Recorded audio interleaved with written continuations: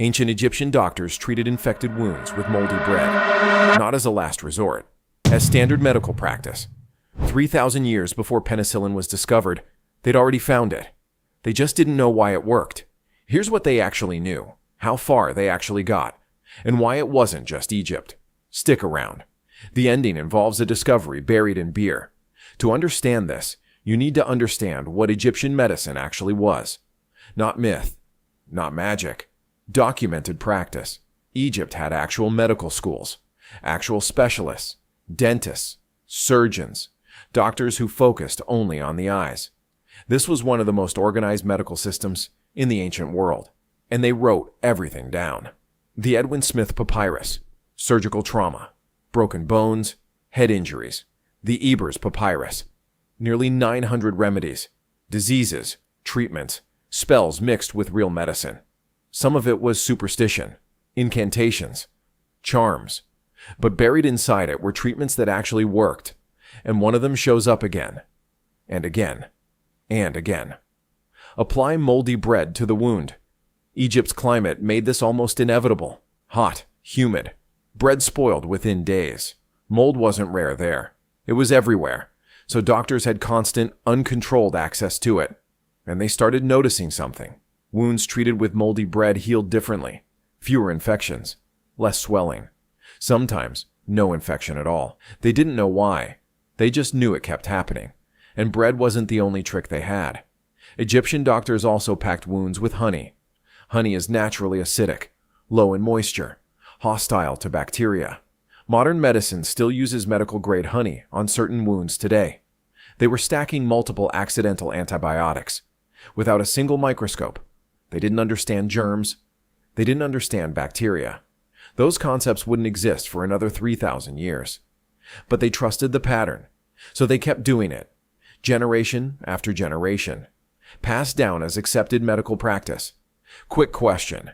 If you didn't know what bacteria even was, would you still trust something that just worked? Answer below. Here's the part that took modern science thousands of years to catch up on. Certain molds, including ones common on bread, produce a natural antibiotic compound. We call it penicillin.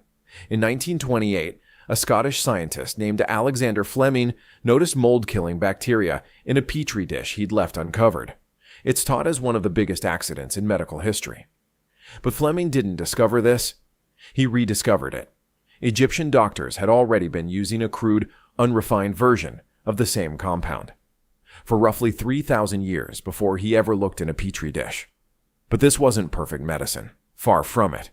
Not every mold produces the antibiotic compound. Most don't. Some molds are actively toxic. Egyptian doctors had no lab test, no way to tell good mold from bad mold. So this wasn't a cure. It was a gamble that sometimes paid off, and sometimes didn't. Some patients got better. Some almost certainly got worse. They had no way of knowing which outcome they were about to get. And Egypt wasn't alone in stumbling onto this. Ancient Serbia, ancient China, ancient Greece, all independently described nearly identical treatments. Moldy bread, moldy soybean curd, soil poultices packed directly onto wounds. The Roman writer Pliny the Elder recorded soldiers packing wounds with moldy bread on the battlefield.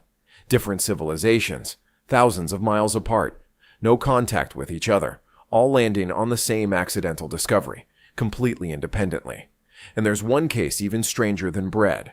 Ancient Nubia, modern-day Sudan. Researchers examining 1,500-year-old skeletons found something odd in the bones. Tetracycline, a real, modern antibiotic, embedded directly in the bone tissue. It wasn't an accident. It wasn't a one-time exposure. The levels were consistent enough to suggest regular, deliberate consumption. The likely source, their beer. Nubian beer brewing grain was regularly contaminated with a bacteria that produces tetracycline. They were drinking a crude antibiotic every day, with dinner. So across multiple, unconnected ancient civilizations, the same discovery kept happening. Bread in Egypt, soil in China, beer in Nubia. None of them had the science to explain any of it. All of them had enough observation to keep doing it anyway. That's not superstition. That's not magic. That's the earliest form of evidence-based medicine, built entirely without the tools to understand why it worked. It would take until the 20th century for anyone to actually explain the mechanism, and by then, it was treated as a brand new discovery. Textbooks don't usually mention that people were already doing a rough version of this 3,000 years earlier. It's one of history's quietest ironies. The cure existed the entire time. Nobody was missing the ingredient. They were just missing the explanation. So the next time someone says ancient medicine was just superstition and guesswork, remember there were doctors 3,000 years ago quietly getting this right, without a microscope, without a single word for bacteria. Just careful observation, repeated enough times to trust it. That's not a footnote in medical history. That's one of the earliest recorded moments humans used science, without knowing it was science at all. And once you see this pattern once, you start seeing it everywhere. Ancient sailors eating citrus fruit to stop scurvy, centuries before anyone knew what a vitamin was. Andean cultures chewing coca leaves at high altitude, without any concept of oxygen levels or blood chemistry. Indigenous healers in the Americas using willow bark for pain, the same compound that later became aspirin. None of them had the word for what they were doing. They just had results, and results, repeated enough times, become knowledge, even without an explanation attached to it. That's the uncomfortable part for a lot of modern thinking. We like to believe science started when we started writing formulas. But science isn't the formula. Science is the discipline of noticing what actually works and trusting it over what you assumed would work. By that definition, that doctor in Thebes pressing bread into a wound was already doing science. He just didn't have a name for it yet. And maybe that's the real takeaway here. Not that ancient people were secretly geniuses. Not that modern medicine is somehow less impressive because of this.